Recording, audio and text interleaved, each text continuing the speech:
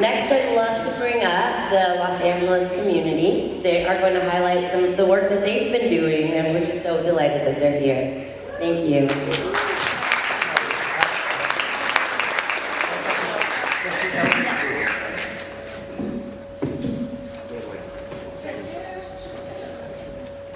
Hi, everybody.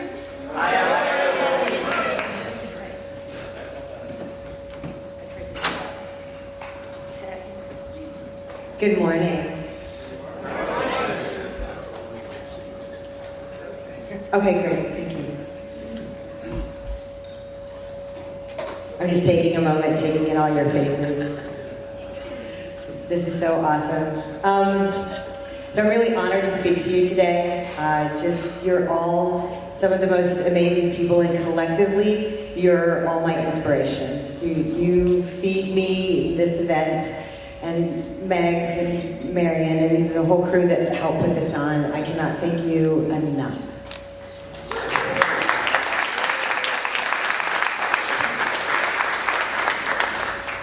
Okay, so, LA League of Arts, yeah, this chord really does that. LA League of Arts is synonymous with LA Burning Man. It's our org.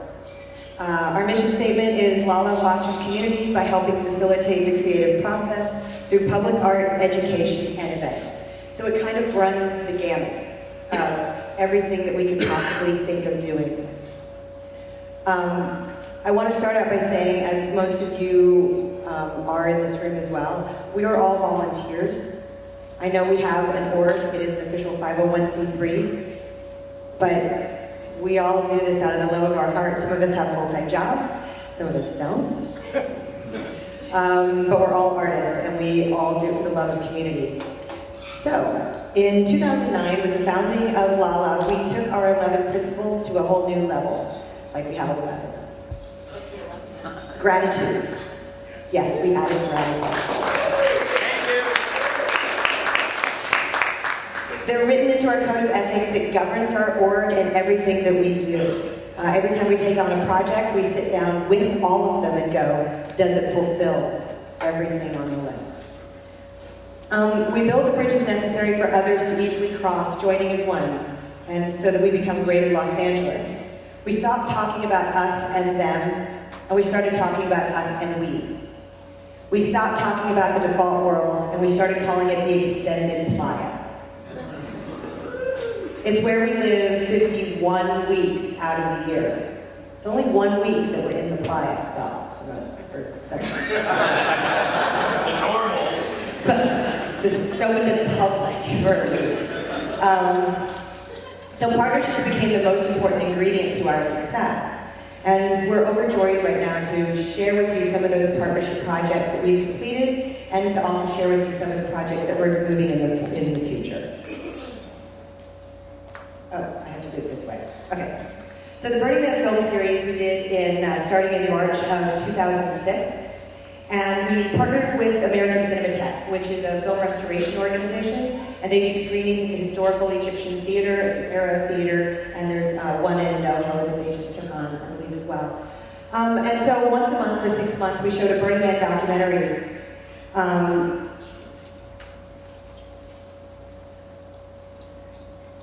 That's kind of like, I gotta get used to that. Okay, so prior to each screening, there's a giant courtyard at the Egyptian, and right on Hollywood Boulevard. So prior to the screening, we fill it with theme camps, art installations, all sorts of manner of crazy burnerness, right on Hollywood Boulevard. So we fit in completely perfectly. We gave away free food, we had art cars, and people would just come in off the street and just be like, who are you people, and why are you feeding me, and how do I join? So we started out on March 6th, we showed Dust and Illusions, and we had Q&As afterwards. So we had Olivier Bonin, Danger Ranger, John Law, and Brian Doherty come with a special appearance by Chicken John. And do a big Q&A, and then we put them up on the web so everybody can watch. And we had about 600 or 700 people show up for that. Then on the 10th, we did the Temple Builder, David Best and Rob Van Alkmaid came down and did a Q&A. We did Burn on the Bayou. That was a really great screening. And we had Matt Leonard and Zachary Cole. Well, it was also Mother's Day weekend, so we did a Mother's Day tea in the courtyard. We had kids' activities, and we made sock puppets. And that was a lot of fun. And on June 12th, we did Journey to the Flames and had the filmmakers Doug Jacobson and Steve Binder come, but then also Larry and Marion came down for the Q&A. And we had a newbie orientation in the courtyard, and there was like 200 people that clamored into that courtyard to hear about what we do at Burning Man and Desert Survival, and I led the whole thing on my stilts. And then we did a burger fashion show hosted by Moonboat Camp and Black Rock Your Book took all the pictures. Then we did Beyond Black Rock on July 3rd, and we did Voyage Utopia on August 7th. And then we just recently, American Cinematheque asked us to come back, and we did March 10th. We showed The Pink Path, and John Halcyon came up from San Diego and actually led a full Hug Nation right from the Egyptian Theater. And then we did a huge cinnamon roll hug in the courtyard with a whole bunch of people that had no clue we were even doing a screening. They just saw all the pink, and they're like, "Your pics are pink." They were part of the Hollywood tour that I think was walking through Camp and integrated. Yeah, they were just like, "You guys are pink, what are you doing? We're just tourists. Hugs!" And Mike Santelli was there as well. Okay, so that's one partnership. And that's an ongoing partnership that we now have. So if you guys are filmmakers and you have a film and you really want it to screen in Los Angeles, call us. You know, we're probably going to show Spark at the Egyptian Theater on Hollywood Boulevard. It's not a bad thing to get your film screened in Los Angeles on Hollywood Boulevard. So our partnerships are your partnerships. So then we partnered up with LA Fire Department. And this is something all you guys can do, and I talked about it last year too. Community Emergency Response Team training. So CERT training is started in Los Angeles after the '94 earthquake, but it is now a national movement, and I just found out a couple months ago that it has now become an international movement. So basically, it's your local fire department will train you on how to help them in the situation of a natural disaster. Because let's be honest, I mean, who is going to respond when there's a natural disaster in your area? Your mom! Actually, my mom probably would be the one in her area. So the fire department actually has protocol. They have ways, they can teach you search and rescue, they can teach you basic Red Cross first aid. We learned triage, first aid, search and rescue, building and safety, and general personal needs. We taught them that there's a great way of making art out of debris. So the fire department has protocols, how to mark buildings, how to communicate, how many people are hurt or injured in an area. We can gather all that information. We can actually be the go-between between the community in need and emergency services. So 55 people got trained by the captain of the CERT department, Captain Stacy, ready? Gerla. Yeah, that's her last name. We did it at Big Art Labs, and it was a load of fun. We came back, and that was in June of 2011. In January of 2012, we actually did a more intensive Red Cross search and rescue training, and we all got certified. And we're going to continue to educate on radical self-reliance, and right now we're talking to various schools in South Central Los Angeles about helping their faculty and staff to get trained. You know, because 1/3 of your child's day is spent in somebody else's care. So the chances of the disaster happening, at least in LA with earthquakes, the chances of the disaster happening and somebody else is taking care of your child, you really want to know that that teacher, faculty, or school is really well equipped.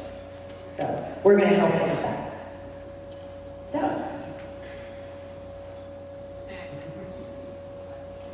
there we go. LA decompression. So I'm not going to talk about LA decompression as it pertains to our community. I'm going to talk about LA decompression as it pertains to,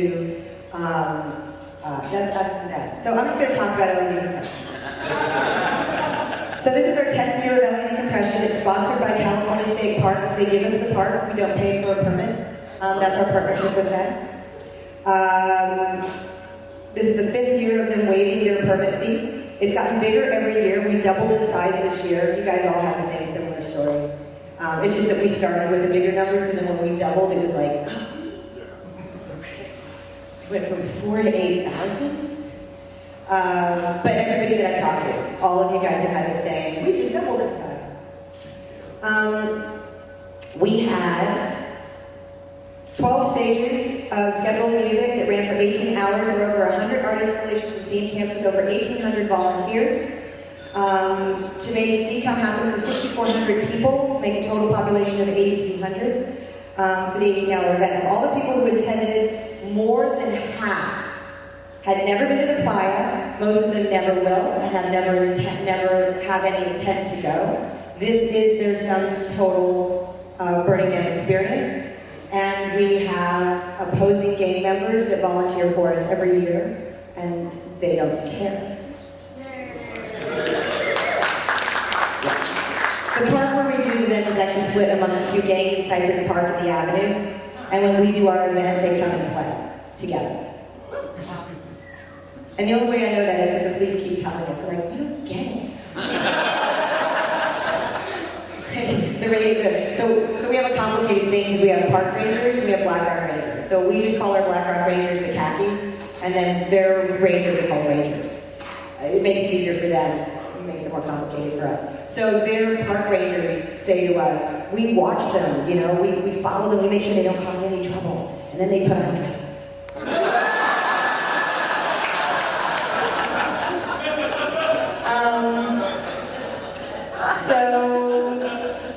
We have an immense amount of gifting that happens at our DCOM, and I think that's why the public comes in droves. It's only $20 to get in, it runs for 18 hours long. We have the Burner Bazaar, which we have clothing swaps all over town. All the leftover clothes gets filtered through, and all the most creative and interesting things get kept on my front porch. I look like a hoarder. And we do the Burner Bazaar. It's a whole bunch of designers in the LA area that get together and dress people. So you show up and you're like, wow, I really like that jacket. And then we're like, you like the jacket. We're going to add this to it, this to it, this to it. We're going to paint on it. We're going to do this. And now you're going to go and play. So we have free clothing, free dinners, hot chocolate, ice cream, custom-made DCOM swag, and Kidsville parades, and all sorts of amazing stuff that happens. So it's now become a partnership with California State Parks, in that this is also their gift to the city of Los Angeles. 15% of the profits from LA DCOM is used towards our Burners Without Borders project. All of the civic responsibility projects that happen that the LA League of Arts does are Burners Without Borders projects. Yeah. So we do 1 a year, or maybe more than 1 a year. Okay. We started with 1 a year. We started with 1 a year. So I'm going to talk real fast. Oh yeah, we did this really nifty, amazing calendar, and it's all photography from LA DCOM. So if you want to see some of the LA DCOM for this year, you can look at a calendar. This is our Seraphim project that we built in the park this year. They actually let us build this 20-foot tall structure and put it in the park, which is right in the heart of downtown LA. And we were supposed to burn it, but it hadn't rained for 100 days, and so the fire department got cold feet and pulled our permit 10 days before the event. We tried to convince them to wait because it's rained on DCOM every single year. First rain after the summer, no matter what day DCOM happens, always happens on our setup day or the teardown day. But they wouldn't believe us, and so Thursday before the event we had a torrential downpour. It wasn't in the forecast, nobody knew it was coming. I have a direct line.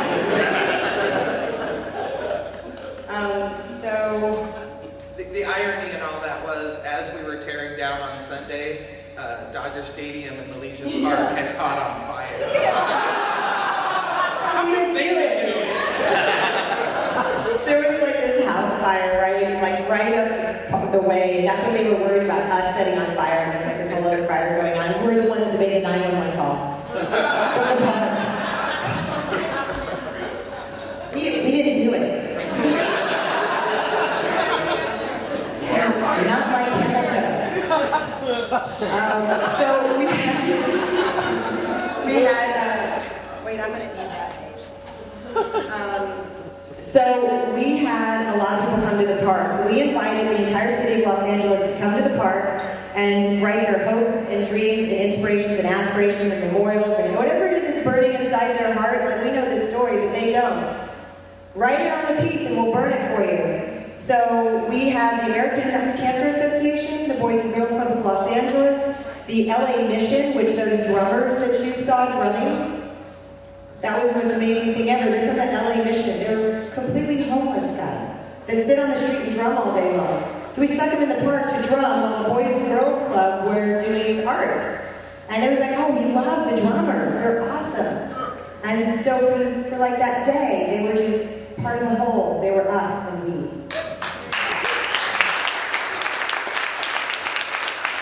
There was a cross-culture race that happened in the park, this bike race, and they came and rode on it. Well, I know. That was funny. That's a longer story. If you want to hear it, come find me later. And then the Chinatown Business Improvement District and many others turned out to write on Seraphim. So we had like this supercharged piece of art. I had never seen so much written on a single piece of art in my entire life. All of us were just like, there isn't a blank spot anywhere. So I started taking pictures of some of the things that got written. And I know they're fast and I know you can't read them, but I mean, I took about 700 pictures of individual writings and then I stopped. So when DCOM actually happened and we filled the park with 8,000 people, that piece became charged. Everybody came by, everybody wrote on it. And there was little art written on it, there were pictures, it was like a temple on steroids. So when we were told we couldn't burn it, we had to dismantle it, and we had to take it away, and we had to load it in a truck. It was sad and it was hard because we knew that these were dreams that needed to burn. So we had to carefully dismantle it and not scratch anything, and carefully load it into a truck. And David McDean over here, Widget, along with Topless Deb, who's not up here with us. She could make it, not this Deb. We have two Debs. Made a great event happen called Equinox on March 23rd, and she burned. Okay. So now we have a partnership with California State Parks, and one of the things they asked us to do is teach a drum circle, or how to be in a drum circle, to the kids of East LA. This is actually something the state parks asked us to do for the kids of East LA. We're doing it for the third time this year on April 20th. We're going to teach the drum circle again. This year we taught kids how to make drums so they could have their own drums to play. This year they want to know if we could have hoopers and poi spinners. And I said, on fire. And they said, sure. Really? Yeah, they did. Okay. So Carver Middle School. So this is our Birds Without Borders project. We built a standard garden, in-ground garden at Carver Middle School in South Central LA. We taught them about urbanite, which is broken up concrete, which the city gladly provided for us in huge dumpsters full. We had Christian the blacksmith who donated his talents, local burner, to make these beautiful wrought iron gates, which they were just afraid were going to get stolen for scrap metal. But they haven't yet. We had Jonathan Bickart, who also donated his talents to make this amazing bronze bust of George Washington Carver, who's the godfather of modern permaculture. And just like the most amazing he's the most amazing black man you've ever read about in your entire life. Like, if you don't know George Washington Carver, just wiki him. That is an amazing man. And the school's named for him, and none of the students actually know who he is.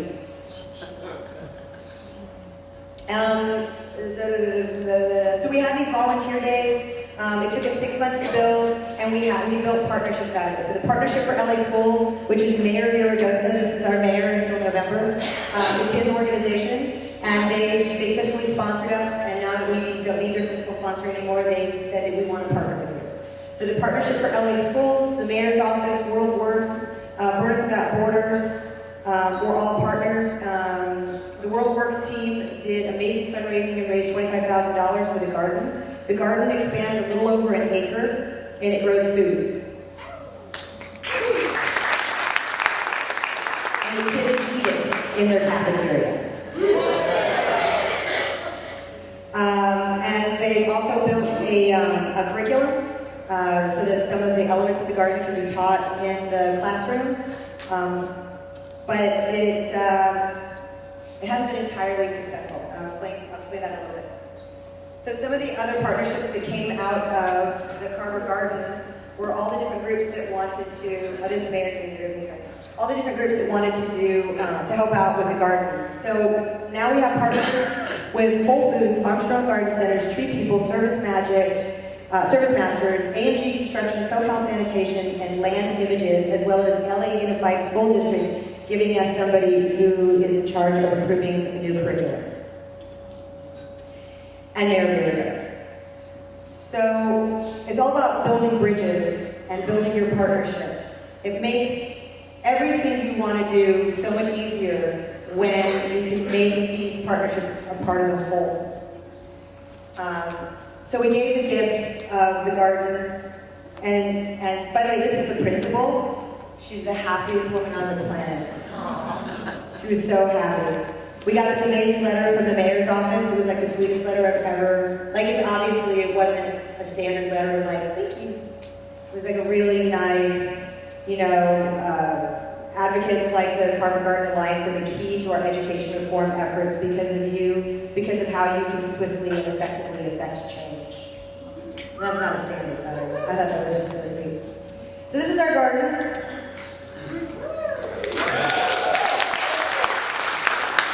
It's got an apple orchard.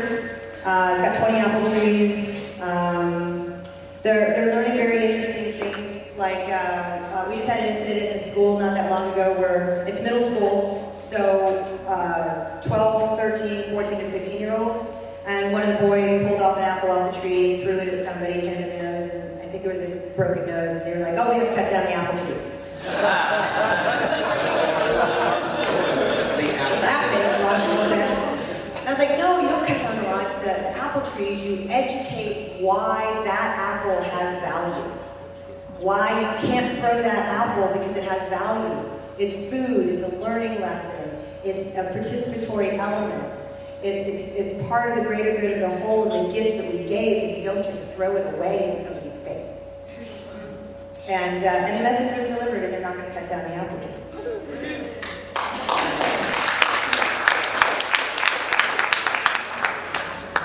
So what's next? So LAUSD and the Partnership for LA Schools said, we have another school for you. We have this big concrete slab. We can't do an in-ground garden. And I was like, that's okay. We'll do an aquaponic garden. So this is what we're doing. It's an incredibly ambitious endeavor. High tech, high complication. We're building an educational ecosystem. Aquaponics is a giant fish tank. I'll show you the drawings. That's not what I wanted. There we go. Giant fish tank with planters. Right now it looks like a square, a rectangle, but it's actually not. It's 3 circles. Because we just recently discovered that fish don't like swimming in squares. We have partners that are actually redesigning the system right now. But it's a very large, very technical garden. The entire project right now is standing at about $25,000 budget. Well, we've raised $20,000. Our new 501c3 has been applying for grants to get larger donations because the Partnership for LA Schools has 22 schools, and they were like, all of them? And we said yes. It'll take us 22 years. Carver was one of the schools that had a 40% dropout rate. Now they're down to about 32. Santee, Carver feeds into. They also had a high dropout rate. These kids are just lucky to even make it to high school. If you don't know about South Central's ground zero to the Crips and Bloods. It's where the LA riots are. There are no grocery stores at all. It's a food desert. The people get their produce from liquor stores and corner markets. And so we're installing this garden by the end of May. So we're right in the midst of it. So like when Meg's is like, so can you do this presentation? I'm like, we're kind of busy. We're doing like equinox and gardens. So we've been applying a lot for grants, and there's an interesting question. And as you guys do your organizations, you're totally going to see this question, and it always strikes me quite a bit. It says, who's your competition? Like, who's competing for this grant against you? It's like, I don't know. Nobody. I don't have competition. We have partners. And everybody's a potential partner. So there's a lot of different organizations in LA right now that are building gardens in schools, and 2 of them are working with us. So we just sort of like, oh yeah, you want to be interested in what we're doing, and we're interested in what you're doing, and you have experts that we don't have, and we have experts that you don't have. So let's all just all work together and make this happen, and I don't care where the money comes from. It's all getting spent in the same place. So the downfall of Harvard. So the garden curriculum was a gardening program, and it was extra. And so the kids are really busy. Some of them already have jobs. Some of them are taking care of their little brother and sister while their mom works their 4 or 5 jobs a day. And so it was really hard to get the kids interested, and then sort of the teachers kind of fell off, and they weren't interested in doing it. Everybody got busy, and the garden started dying, and then the plant manager tried to keep it alive. And we couldn't bring other volunteers in, because if you're a volunteer on the school while the students are there, then you have to get background checked and TB tested. And that became kind of restrictive for the burger community. And you can't go down there at night. You don't want to go down there at night.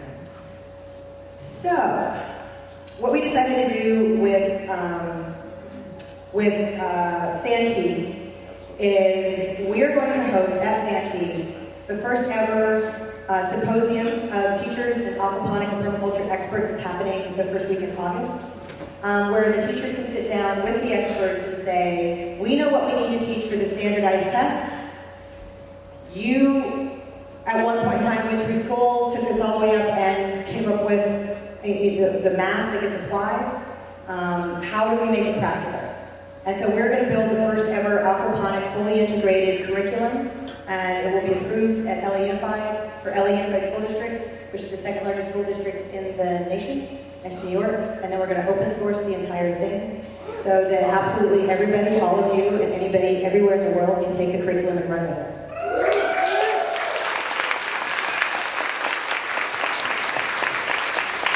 And we're going to do the symposium every year, every August at Santee, and the first one will be for the Santee teachers, and then we're going to open it up the following year so that any teacher can attend for free, and we'll have all sorts of experts from all over the globe.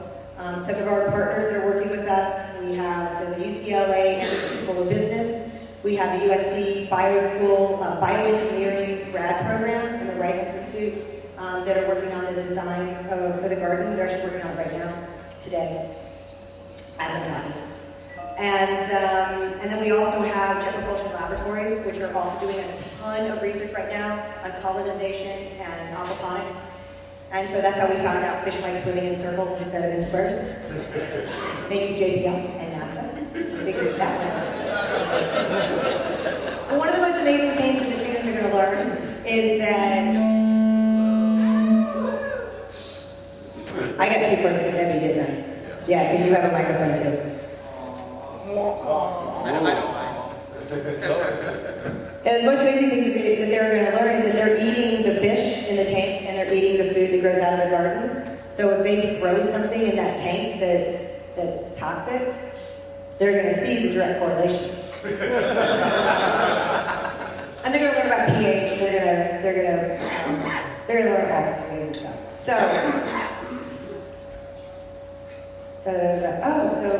So that's what we're working on in the future. We have all sorts of great partnerships that we've built. We're building all these bridges. And so there's no more us and them.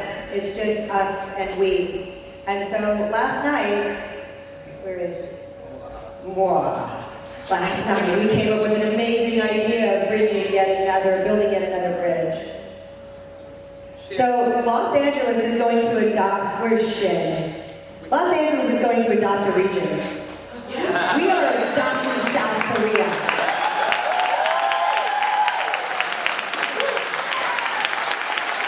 Sandy's our sister region.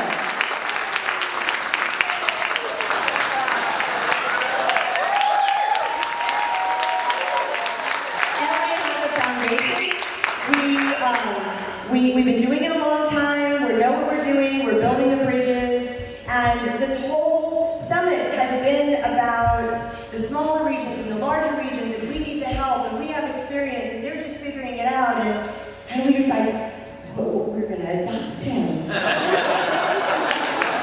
And so, at LA, all of us, we have a challenge for you. So before you leave the summit today, who's your sister city going to be? Yeah, so everybody in New York is regional. So we're going to help enable South Korea grow and become a stronger region. We're going to build the bridge across the waters, and we're going to build a bridge between our cities, and who knows, maybe we'll build some art.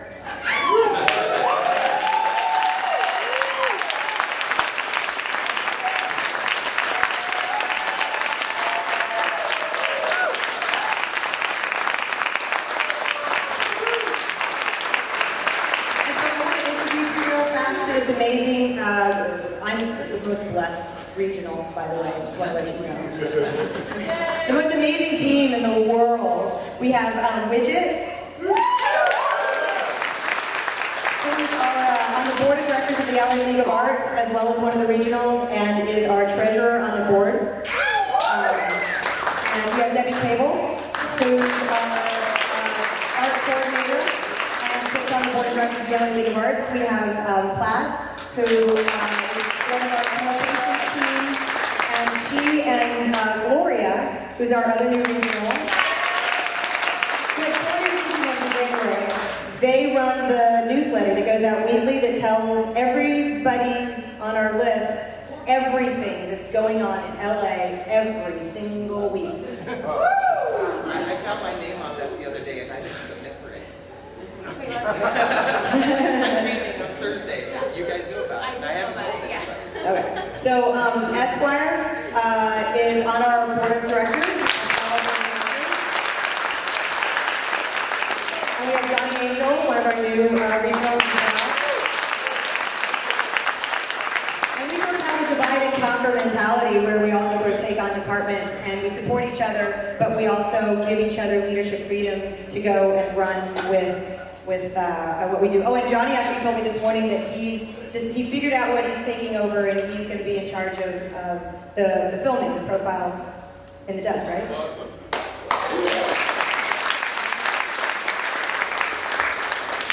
Yes. We're Boston, and we just adopted Brazil. Oh, yeah.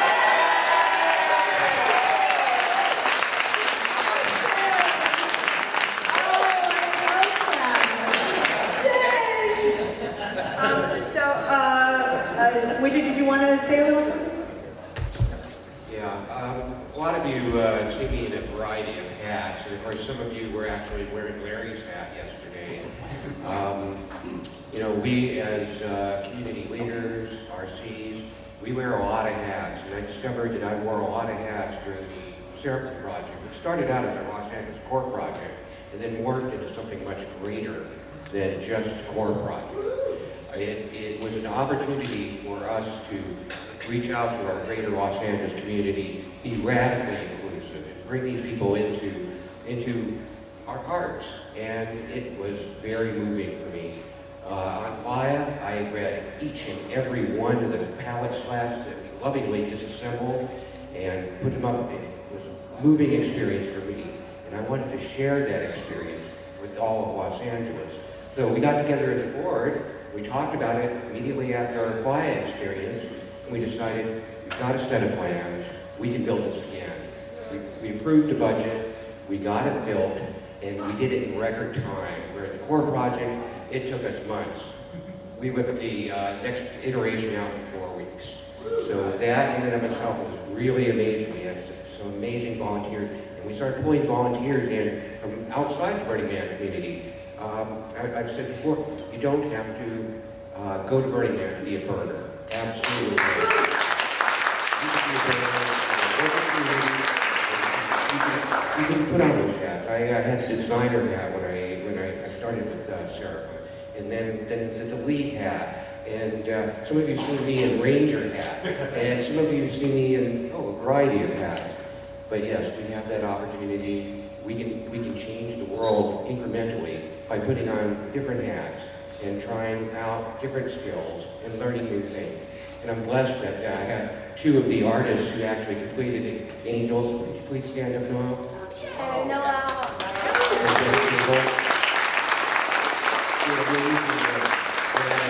Some of the shots from the movie yesterday were taken at her house, and it shows a lot of the love and the outreach that actually occurred in people coming in and participating in Seraphim. And as I said, you can take your own projects, whatever they are, and extend them out to the greater community. And all it takes is just a little communication. That's it for me.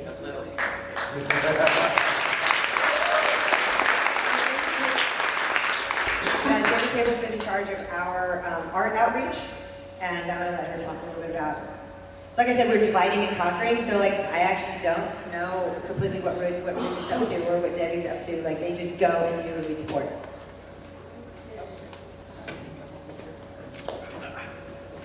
Hi there, welcome everybody. I'm a burner. Very proud. I can't believe how this experience has changed my life, and I can't wait to continue to bring it to my city and change my city for the better.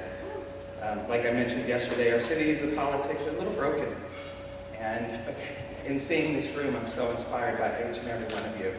An honor. I've heard that a lot this week. What a tremendous honor it is to be a part of this community and to be able to be in a position to be able to facilitate and bring this amazing collective of brilliance, talent, and compassion for our fellow humans into a city that has been vacant of that through arts and education.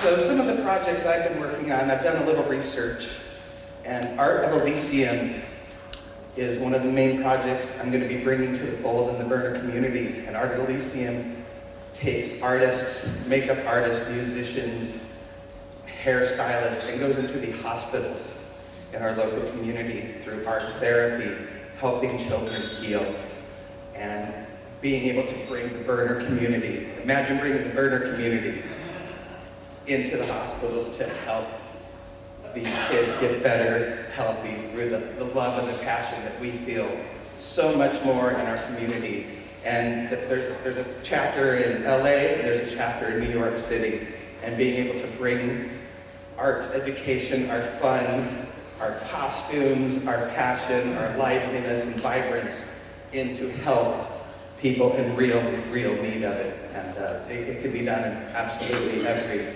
community around the country through arts. Small a day, it's one day a month, as much time as you want to put in. Whatever skill or talent or something you're passionate about can be easily shared with others. So that's been a very exciting project. I'm about ready to unleash on everything. Still kind of a secret. And You just told all these people. well, because you deserve to.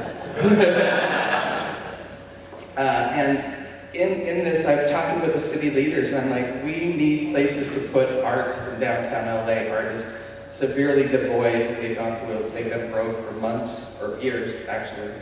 So I think I'm fighting over the same $5. We walked in, and I'm like, I need a place to put some art. We have these big art installations. I'm following the lead of Las Vegas, Reno, San Francisco, Oakland. The day after I wrote that letter was the article about Burning Man's interaction with the Bay Lights project. So it just really underscores what we're trying to do. Oh, look, there's a whole working model already in process, and how good it is for the whole community, not just our community in a whole. We have a garden in downtown LA, opportunity to be able to use it as a sculpture garden and a food garden, herb garden, and electric light garden in downtown LA. We're going to be able to put that project together as well. Yeah, they just basically not randomly, but they intentionally reached out to Debbie and called her, and they were like, hey, so we have this kind of yucky piece of land. Can you make it pretty and grow stuff on? They actually posted it on Facebook going, hey, I got this land, anybody want to call me? 13 minutes after the post, I'm like, it's ours. I got this. And in conversation, they're like, we don't want the downtown neighborhood council to do it because it'll take too long. They're in their own way. So We'll do it tomorrow. Yeah. Spring plans we got. So, and I couldn't be prouder to work with each and every one of you and how to make things happen. So thank you so much for being. Having an honor to grab on all of you is just, I love. Yeah. So we only have like about 5 minutes, and I want to make sure that, no? We have like 2 minutes. Do you guys want to? Good? Okay. 2 minutes. I got one question. Is anybody? Yeah? Go ahead. Scott from Arizona, and I applaud your sister city region initiative. And I actually didn't have a word for it, but Arizona's sister region is New Mexico. Yeah, that's true. You don't have to pick a sister region that's across the pond. You can pick a sister region that's right next door to you. You can help your neighbor. Yeah? Okay. Our what? It's internal, not external. We were there. It was I fabulous. did mention it though. Yeah. Yeah, it was great. We had our regional burn 2 weeks ago. It was for us. Organized in 6 weeks. Yes. On the sister city, sister regional front from nowhere, we don't want to pick. We want everyone's culture, everyone's representation. So we're quite scattered out across Europe. So if you're interested, we want all of you. We can't play favorites. Awesome. Well, thank you guys so much for letting us take up so much of your morning. Again, you inspire us, Megs. Oh my God, your dress is awesome. We just say, Meg is the most amazing fashion plate all weekend long.